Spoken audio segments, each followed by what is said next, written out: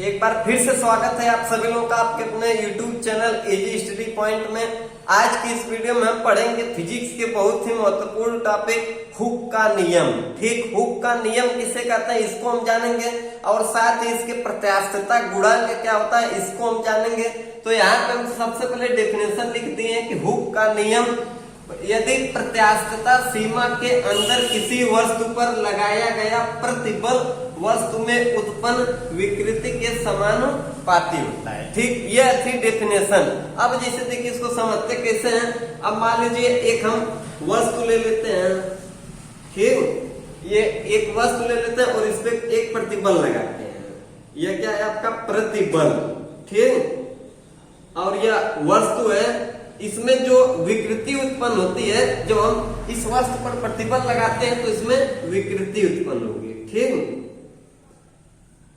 कहने का तात्पर्य यह है कि जब किसी वस्तु में हम प्रतिबल लगाएंगे तो उसमें जो विकृति उत्पन्न होती है और प्रतिबल के अनुपात को ही हम क्या कहते हैं, हुक का नियम। तो आप इस तरीके से समझ सकते हैं कि हुक का नियम प्रत्यास्थता सीमा के अंदर किसी वस्तु पर लगाया गया प्रतिबल में उत्पन्न विकृति के समानुपाती होता है। ठीक, तो हम इसे लिख सकते हैं प्रतिबल, और आपसे बताया कि प्रतिबल विकृति के समानुपाती होता है। तो इस तरीके से आप समानुपाती चिन्ह लगा सकते हैं और इधर लिखेंगे विकृति। ठीक, विकृति।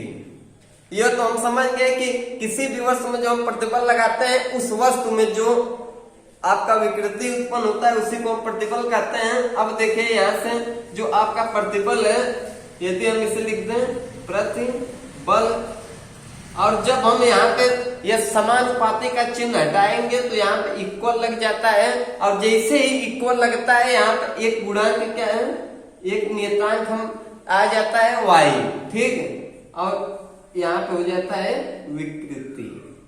अब देखिए यहाँ पर जो y और विकृति का संबंध है, यहाँ पे इन दोनों के बीच क्या है, गुणा। और हम जानते हैं कि जब भी कोई संख्या दाहिने पक्ष में गुणा में है, इधर लाएंगे बाएं पक्ष में तो क्या हो जाता है, भाग में परिवर्तित हो जाता है। तो यहाँ जो विकृति है यहाँ कहाँ चला जाएगा, प्रतिबल के नीचे। अब देखिए यह जो विकृति है यह दाहिने तरफ गुणा में है, बाएं तरफ लाएंगे भाग, तो यह आ गया बटे विकृति।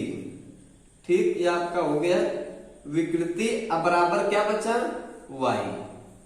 ठीक, y। अब यहां से ये जो y है इसी नियतांक को हम क्या कहते हैं, प्रत्यास्थता गुणांक। ठीक, यह जो फार्मूला निकल के आपका आया है इसे हम क्या कहते हैं, प्रत्यास्थता गुणांक। ये जो आपका y है ये प्रत्यास्थता गुणांक है।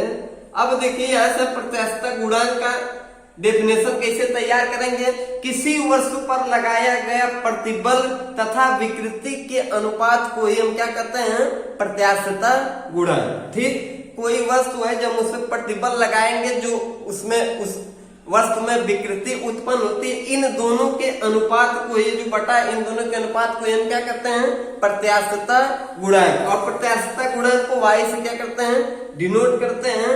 और एक बार फिर से आप नोट कर लीजिए कि प्रत्यास्थता सीमा के अंदर किसी वस्तु पर लगाया गया प्रतिबल वस्तु में उत्पन्न विकृति के समानुपाती या अनुपाती होता है। ठीक, समानुपाती और अनुपाती एक ही चीजें हैं, तो आप इस तरीके से समझ सकते हैं।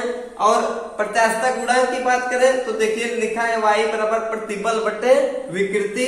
किसी वस्तु पर लगाया गया प्रतिबल उस वस्तु में उत्पन्न विकृति के अनुपात को ही हम क्या कहते हैं, प्रत्यास्थता गुणांक। ठीक, तो आप इस तरीके से नोट कर सकते हैं या याद कर सकते हैं कि हुक के नियम के अनुसार, ठीक, जो हुक वैज्ञानिक थे ये नियम दिए कि प्रत्यास्थता सीमा के अंदर किसी वस्तु पर लगाया गया प्रतिबल उस वस्तु में उत्पन्न विकृति के समानुपाती या अनुपाती होता है। तो उम्मीद करता हूँ इस तरीके से आप हुक के नियम को समझ गए होंगे। यदि वीडियो आपको पसंद आता है तो वीडियो को लाइक कमेंट शेयर जरूर